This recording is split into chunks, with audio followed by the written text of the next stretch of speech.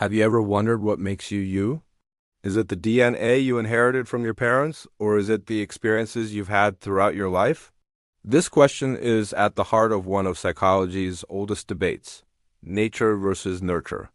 Let's break it down. Nature is all about our biology, our genetic blueprint. Think of it as the raw materials you start with. This includes your temperament, the natural wiring of your brain, and certain biological predispositions. For instance, your genes can influence how sensitive you are to emotions, how you react to stress, and even your baseline personality traits. Are you naturally outgoing or more reserved? Your genes play a role in setting that stage. But here's the crucial part. Genes don't tell the whole story. They don't operate in a vacuum. This is where nurture comes in. Nurture represents everything in our environment that shapes us. It's our relationships with our parents and caregivers, the parenting style we grew up with, the culture we're a part of, our education, and all the unique life experiences we encounter, both good and bad. Our brains are incredibly dynamic, constantly changing and adapting through a process called experience-dependent neuroplasticity. This fancy term simply means that our experiences can physically change our brain, strengthening certain neural pathways while weakening others. It's like a sculptor chiseling away at a block of marble. Our life experiences sculpt our brain. Let's look at a real-world example. Imagine a child is born with a genetically sensitive nervous system. They feel things deeply and react strongly to their surroundings. This is their nature. Now, let's consider two different environments.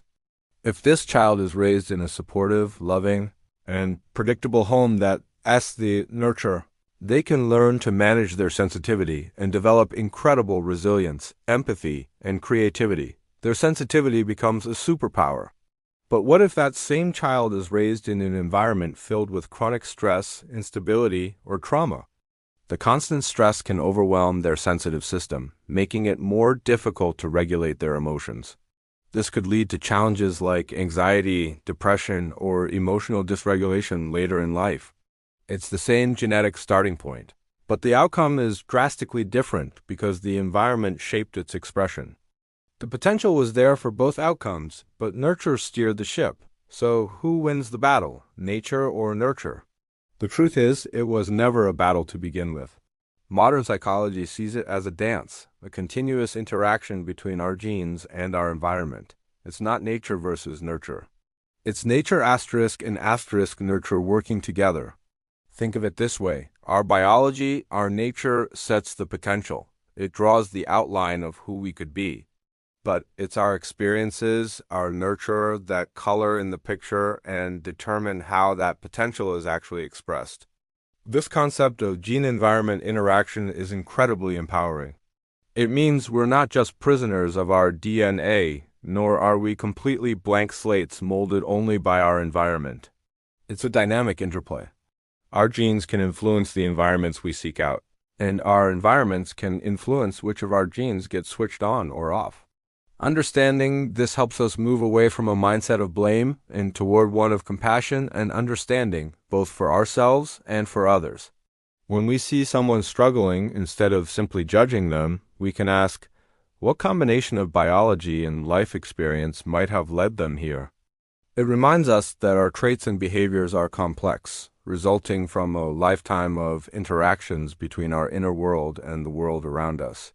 This knowledge also gives us hope. While we can't change our genes, we absolutely can change our environment.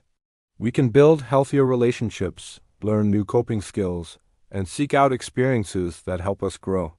Because of neuroplasticity, our brains can continue to change and adapt throughout our entire lives. We can literally rewire our brains for the better. So the next time you think about who you are, remember, it's not a simple answer. You are a beautiful, intricate product of both your inherited biology and your lived experiences. You are not just born one way, you are shaped, you have adapted, and you are still evolving every single day. Thanks for watching. If you found this helpful, be sure to like, subscribe, and share your thoughts in the comments below. See you next time.